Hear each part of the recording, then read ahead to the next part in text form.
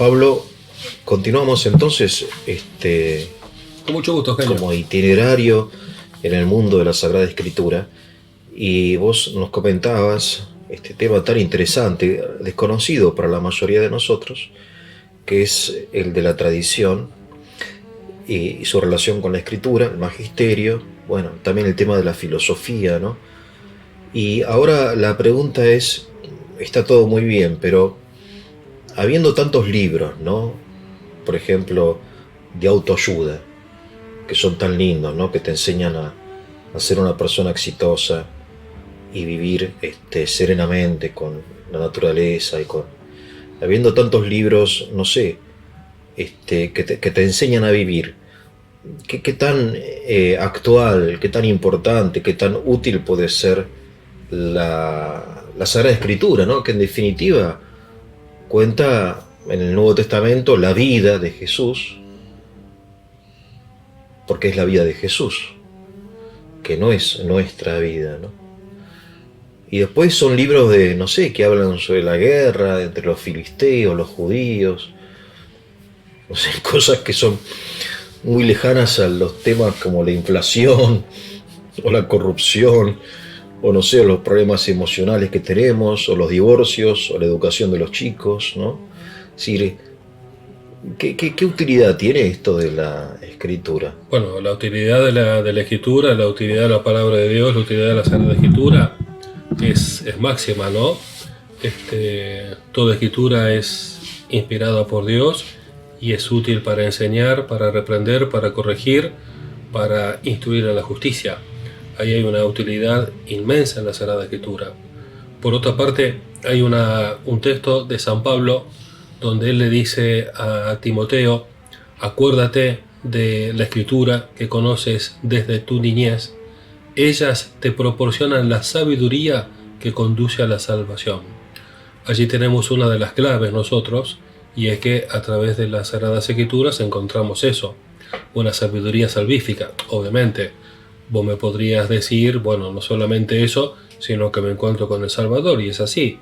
La Escritura nos pone a nosotros en contacto con el mismo Redentor. Ahora, vos hablabas recién de distintas situaciones, y allí es donde uno quizás pueda experimentar más lo que es la utilidad de la palabra de Dios. Por ejemplo, ¿cuáles son las cosas que experimenta cualquier ser humano? Y experimenta el dolor, experimenta el sufrimiento, experimenta la tristeza.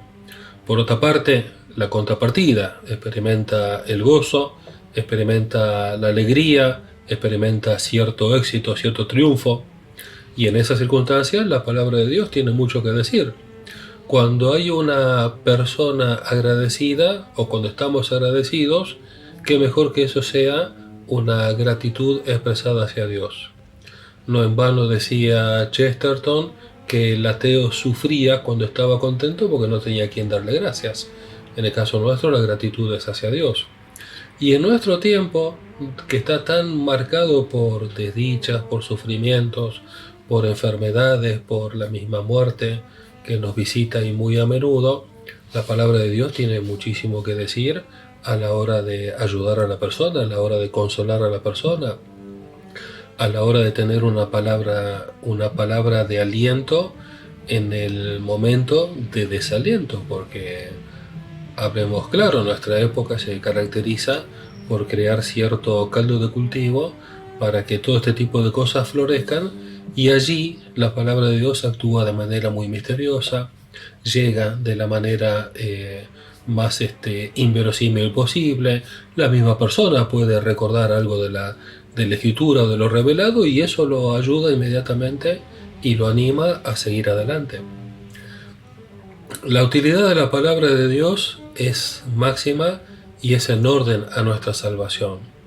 Esa antigua poesía, de la cual digo solamente la parte final: el que se salva sabe y el que no sabe nada. Bueno, para eso nos ayuda a nosotros la palabra de Dios. Cuando hablábamos de esos grandes desarrollos teológicos, esos no están al alcance de cualquiera de nosotros. Lo que sí está al alcance de nosotros es la parábola del buen samaritano, es la parábola del hijo pródigo, es el milagro que Cristo hizo curando al paralítico, curando al ciego de nacimiento. Entonces, eso que hemos escuchado y que nos ha quedado grabado, porque suelen ser imágenes y enseñanzas que van juntas y que la tienen muchísimas personas por la predicación que la iglesia ha hecho en todas partes, eso sirve a la hora de la verdad para que en esos instantes revelatorios de los que habla el padre Petit de Murat, la persona pueda avanzar y crecer. Instantes revelatorios. El padre Petit de Murat.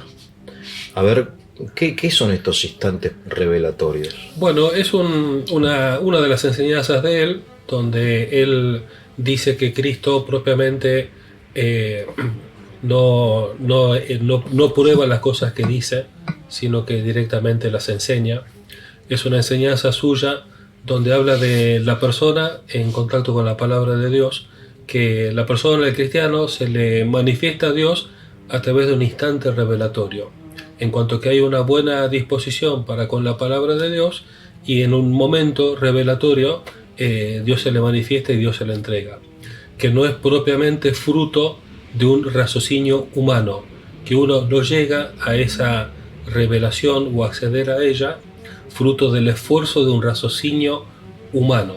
Entonces ese instante revelatorio, más allá de la cita del padre dominico Mario José Petit de Murat, hace referencia a la buena disposición del creyente, del ser humano, de aquel que está necesitando la ayuda divina para que Dios se le entregue y se le manifieste. Que es sumamente importante porque nuestra época tiene muchas confusiones en relación a Dios. Cuando hablamos de Dios hay como muchas confusiones. No en vano Santo Tomás de Aquino decía que el conocimiento falso de Dios no acerca, sino que aleja de Dios. Entonces nosotros, a través de la Escritura y de la revelación, tenemos el conocimiento verdadero de Dios, que es el que, por tanto, nos acerca a Él.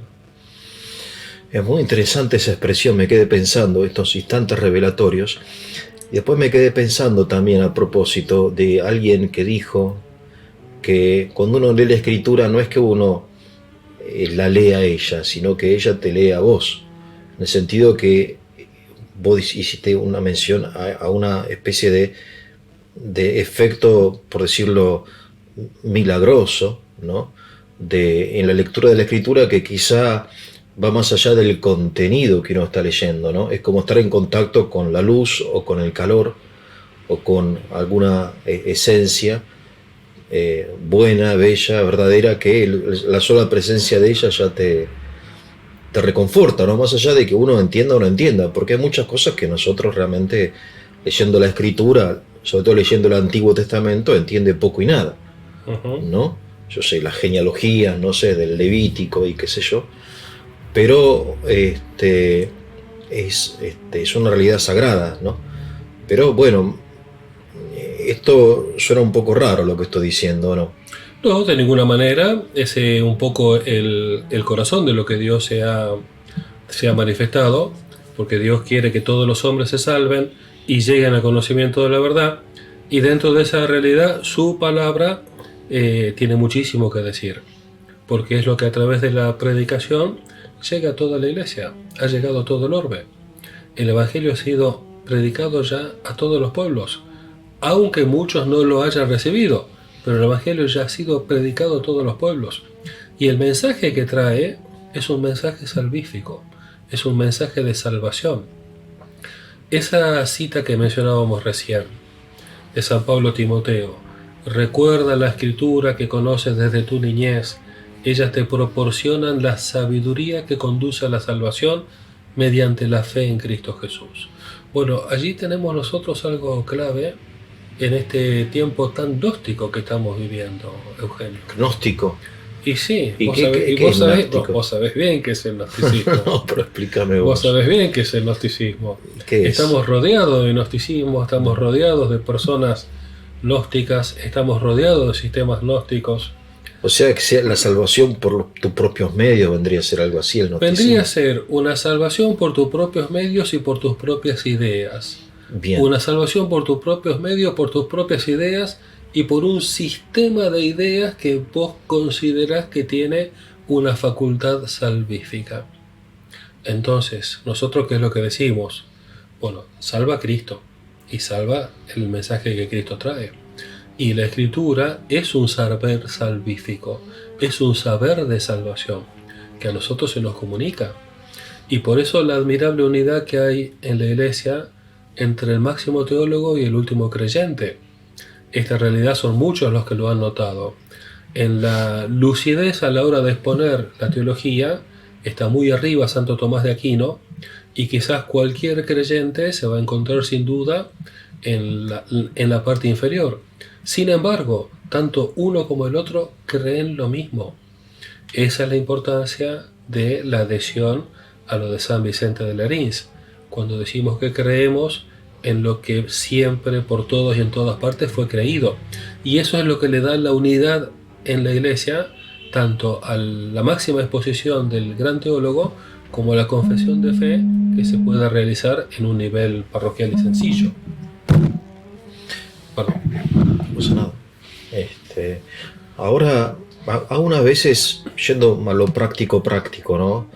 A unas veces me da la impresión de que la prédica o la forma en que se encara la enseñanza es como que está un poco distanciada de la vida concreta, real de las personas, y por eso la gente busca respuestas a sus problemas en otro tipo. Yo mencioné la autoayuda, bueno, pero que uno va hoy a una librería y hay una Biblia y 100 libros de autoayuda, ¿no? Quiere decir que la gente está buscando ayuda no en la revelación, sino en estas formas más orientales de meditación, de introspección, de cierta sabiduría, ¿no?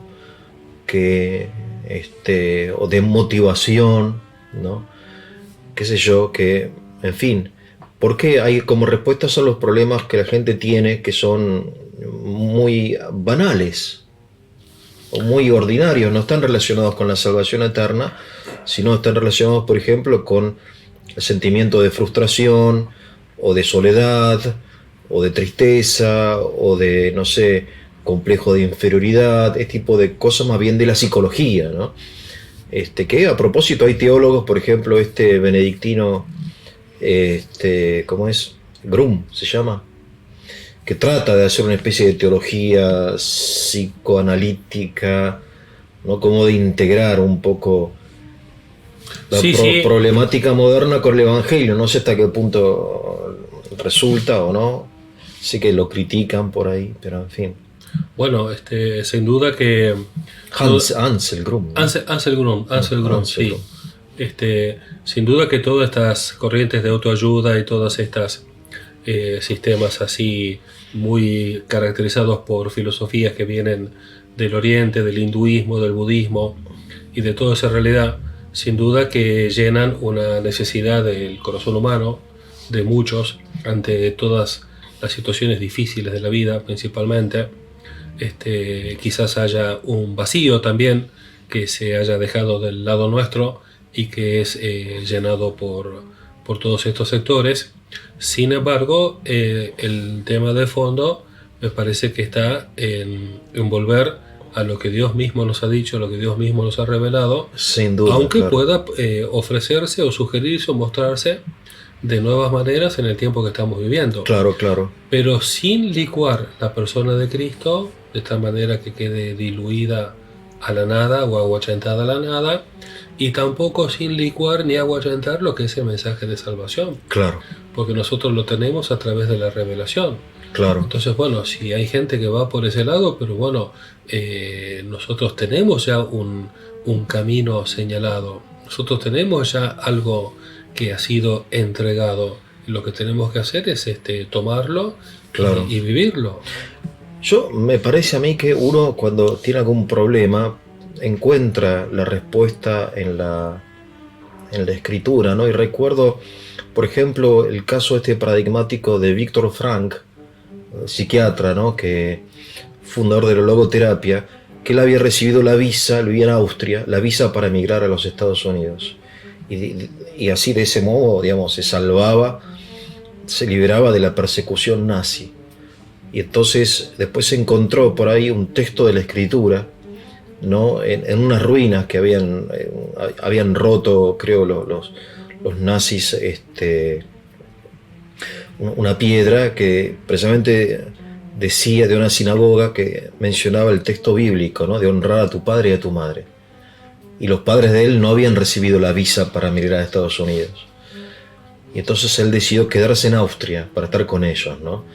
Porque esa lectura, ese texto que encontró por casualidad, le dio la respuesta que él necesitaba. Él no sabía si emigrar o quedarse, ¿no? Y él lo entendió como una señal. Claro, obviamente es un caso del todo particular y hasta heroico, ¿no?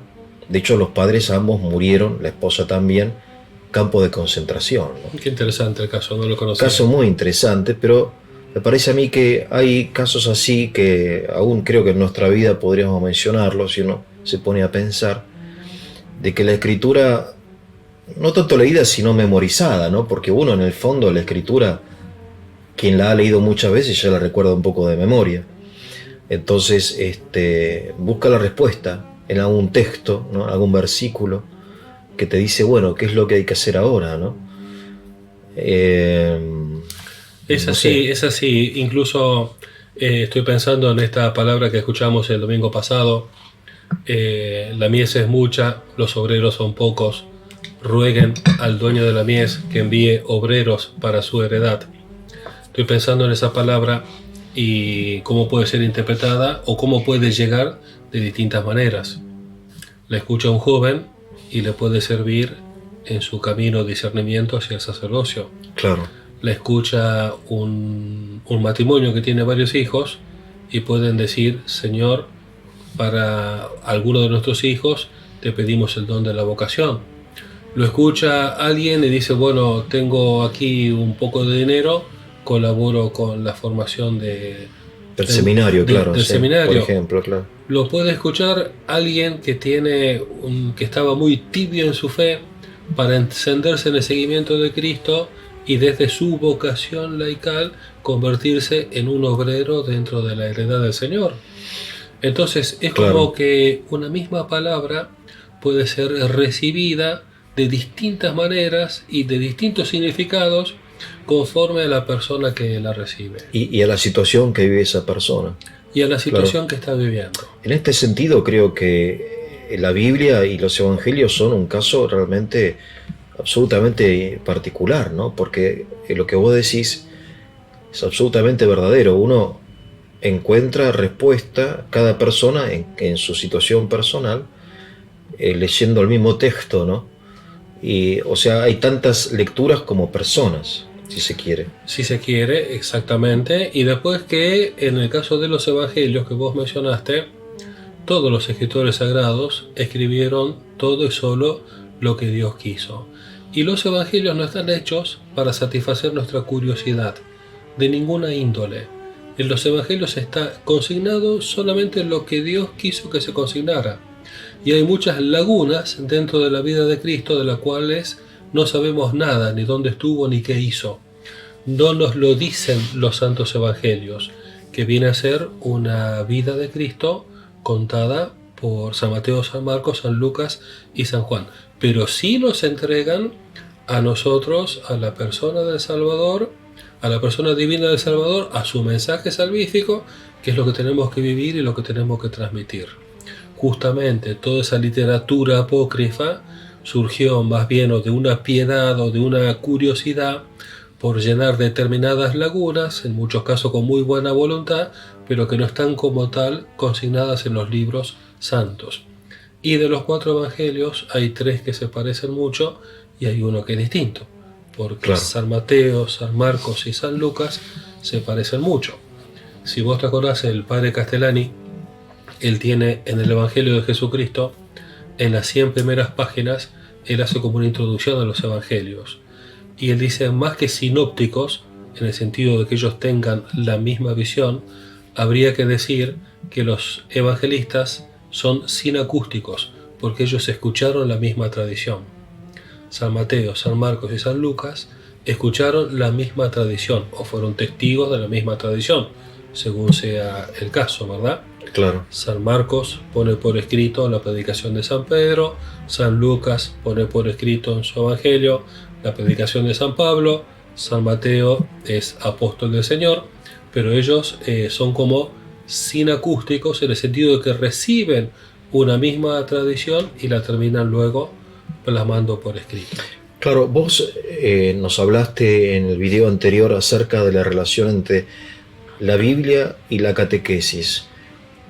Y esto que vos mencionás me lleva a pensar que los evangelios ya son un texto de catequesis, porque hay una selección que hacen los evangelistas de todo lo que ellos vivieron, que fue muchísimo, ¿no? 3 años en compañía del Señor, y sin embargo que con una riqueza enorme de acontecimientos y de enseñanzas, y sin embargo los evangelios son materialmente pequeños libros donde está claramente identificada una intención del autor y una selección de algunos acontecimientos y un ocultamiento de otros que consideran que, bueno, que para la posteridad, para la salvación, yo creo que dijiste una gran verdad secundarios, que habría que ilustrarlo con algún ejemplo. Creo que lo que vos dijiste es una gran verdad y habría que ilustrarlo con algún ejemplo. Es un libro de catequesis, no sé. Totalmente, sí. Totalmente. Bien. Se me ocurre pensar en el Evangelio de San Juan. Sí. Cuando Cristo utiliza las distintas imágenes, yo soy. Sí. Yo soy el pan de vida, yo soy el buen pastor, yo soy la resurrección y la vida. Cuando Cristo utiliza todas esas imágenes mencionando el yo soy. Cuando lo escuchan el auditorio hebreo, inmediatamente, ¿qué les evoca el yo soy de Cristo? Les evoca el yo soy el que soy de Moisés en el episodio de la zarza ardiente. Sí, entonces eso manifiestamente tiene un sentido de llegada para aquel auditorio que se encuentra en ese momento presente. Y también en el Evangelio de San Juan, en el capítulo 9, está la curación del ciego de nacimiento. Y es lo que vos decís, ese texto se utilizaba en las catequesis cuando se hacía el catecumenado en la iglesia primitiva. En esa curación del ciego de nacimiento, primero llega, está el ciego de nacimiento y hay algunas personas allí que creían ver. Se realiza toda la curación, tan como lo cuenta tan armoniosamente San Juan, y termina el texto diciendo que aquellos que creían ver no ven. Entonces hay todo un juego entre la luz y las tinieblas, más el desarrollo del ciego que se cura, que es milagrosamente curado y que da testimonio de que alguien llamado Jesús lo curó. Claro, o sea, no, insisto, lo que vos decís, y que los evangelios no son crónicas con una fotocopia o una grabación de lo que pasó, sino que hay una selección con una intención y muchas veces que tiene una elaboración, como vos decís en el Evangelio de San Juan, llena de símbolos, ¿no? Porque San Juan obviamente su Evangelio es todo es una obra como pensada, ¿no? Hasta yo recuerdo haber estudiado que hace mucho tiempo que hay en el medio del Evangelio hay un episodio que hace referencia justamente a un cambio, el tema de la luz, ¿no? O de la ceguera, por ejemplo, ¿no? Que está permanentemente desde el prólogo hasta el final. O sea, es como una obra completa, planificada y realizada con una intención catequética o salvífica en definitiva, ¿no? Lo que vos decís. Ahora, creo que cualquier parte de la Sagrada Escritura que nosotros tomemos, y en particular el Evangelio, uno podría obviamente entretenerse y adentrarse mucho. En relación a lo que vos decís de San Juan, buscando algún complemento de tu reflexión, se me ocurre pensar solamente en el prólogo. Inicia diciendo: en el principio era el verbo estaba en Dios, el verbo era Dios. Sigue el desarrollo del prólogo y hay un momento donde dice: y el verbo se hizo carne y habitó entre nosotros. En donde lo que vos decís es algo manifiesto, porque parte de la eternidad del verbo, parte de la preexistencia del verbo, parte de esa distancia del verbo eterno y desemboca en el verbo que se hace carne y habita entre nosotros. La fuerza que tiene el texto mismo es muy grande. Entonces, ¿a qué viene toda nuestra reflexión conjunta? A que nosotros encontramos en torno a la palabra de Dios y este riquísimo mundo que nos ofrece las Sagradas Escrituras, encontramos un tesoro muy valioso. Es el tesoro más valioso que nosotros tenemos que custodiar y que tenemos que transmitir, que nosotros hemos recibido y a su vez lo damos, y que justamente como nació en un clima de tradición oral, y se proclamó oralmente, nosotros podemos aprovechar esta actual circunstancia en la cual estamos para continuar con dicha difusión, como lo hacen tantísimos.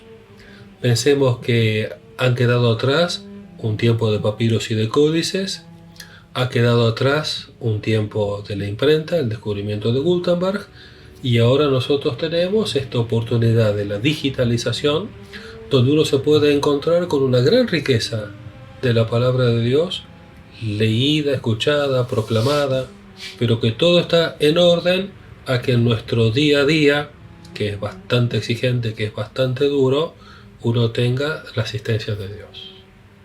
Nos quedan algunos minutos, Pablo, para terminar este episodio, así que te dejo la palabra si querés continuar o cerrar las ideas que veníamos hablando. Adelante. Bueno, Eugenio, yo te agradezco mucho que podamos hacer juntos esta reflexión en torno a la riqueza que tiene la palabra de Dios, y me parece que es algo muy valioso continuar por este sendero, porque tiene que ver con todo. Si hablamos de la revelación, tiene que ver con todo, desde Génesis al Apocalipsis, es decir, desde el inicio hasta el fin y la consumación de los siglos. Tiene que ver con la historia del pueblo de Israel y con toda la historia de los pueblos antes de Cristo, que es el Antiguo Testamento. Tiene que ver con el Nuevo Testamento y la persona divina del Mesías, que llega como Salvador de la humanidad. Tiene que ver con la expansión del Evangelio en todos los pueblos. Tiene que ver con esto de todos los pueblos, lenguas y naciones, como la Sagrada Escritura, que ha sido escrita en hebreo y en arameo y en griego, que son las tres lenguas bíblicas. Sin embargo, luego de Pentecostés comienza la predicación a todos los pueblos y también la traducción permanente, incesante, para que cada cual pueda escuchar qué es lo que Dios ha revelado. A nosotros nos pone ante una circunstancia de muchísima importancia. Además, toda esta revelación de Dios recibida por la Iglesia, proclamada por la Iglesia, ha ido gestando distintas culturas, distintas manifestaciones culturales, artísticas, musicales, edilicias, y a nosotros nos pone en contacto con algo que se puede seguir tocando y abordando desde cualquiera de los ámbitos. Sí, ciertamente la Escritura, por otro lado, no solamente es el libro sagrado del cristianismo, sino que es, en cierto sentido, uno de los pilares de la civilización occidental también. No se puede entender Europa y no se puede entender América sin una referencia consciente o inconsciente, pero permanente, a los libros sagrados, ¿no? Si uno está en todas partes la Escritura, el Evangelio está en todas partes, aún en el pensamiento secular y no cristiano, se introduce porque es parte como también de nuestra forma de ser, ¿no? Y de sentir. Obviamente hoy el mundo lo rechaza generalmente como algo anticuado, como algo, en fin, qué sé yo, sin importancia, lamentablemente, pero cuando uno profundiza un poco acerca de nuestro modo de sentir, de vivir, está ciertamente la presencia de la Escritura, ¿no? De alguna manera podemos hasta acudir, en los refranes populares, por qué supuesto, sé yo, por supuesto, ¿no? Claro, por supuesto, allí está todo. Podemos hacer lo que, digamos, el prólogo de San Juan afirma que el Verbo se hizo hombre. el hombre moderno es el hombre que se torna Dios. Cuando termina el Concilio Vaticano II, Pablo VI entrega un discurso en el cual habla de estas dos religiones que se encuentran: la religión del verbo que se hace hombre y la religión del hombre que se hace Dios. Ajá. Y eso mismo lo podríamos traducir en las palabras de San Agustín: el amor a Dios hasta el desprecio de uno mismo, que gesta la ciudad de Dios, y el amor a uno mismo hasta el desprecio de Dios, que es la que gesta la ciudad del hombre. Bueno, nosotros estamos ante esta realidad, que es la del trigo y la cizaña, que es la de las tinieblas y la de la luz, pero nosotros tenemos indicado cuál es el Redentor y el camino que lleva a la redención. O sea, cuando uno lee la escritura, puede leerla también con la esperanza de tener citando al padre Petit de Murat, algún instante revelatorio, ¿no? Creo que sin conocer la frase de Petit de Murat ni a este fraile, creo que es una experiencia por parte de muchísimas personas, de la mayoría, diría yo, que con buena disposición Sí, encuentran sí. la luz al acordarse de la Biblia. Hay también una forma, y con esto termino, que es acordarse de la escritura mediante los misterios del Santo Rosario también, ¿no? Sí. Porque el tema de la oración del Santo Rosario, en definitiva, es una memoria, aunque no sea literal, pero sí del acontecimiento, de los 15 o de los 20, mejor dicho, acontecimientos que se mencionan en cada misterio del Santo Rosario, ¿no? O sea, hay un permanente recuerdo de la no del texto, ¿no? Sino del hecho histórico y del sentido que tiene pues, nuestra vida, supongo. Y qué mejor que la Virgen María para ¿No? llevarnos a su divino Claro. Hijo. Y sí. Qué mejor que la Virgen María para ayudarnos a vivir el Evangelio a nosotros en nuestro tiempo. Así que bueno, Pablo, gracias y seguimos en la próxima. Gracias a vos, Eugenio.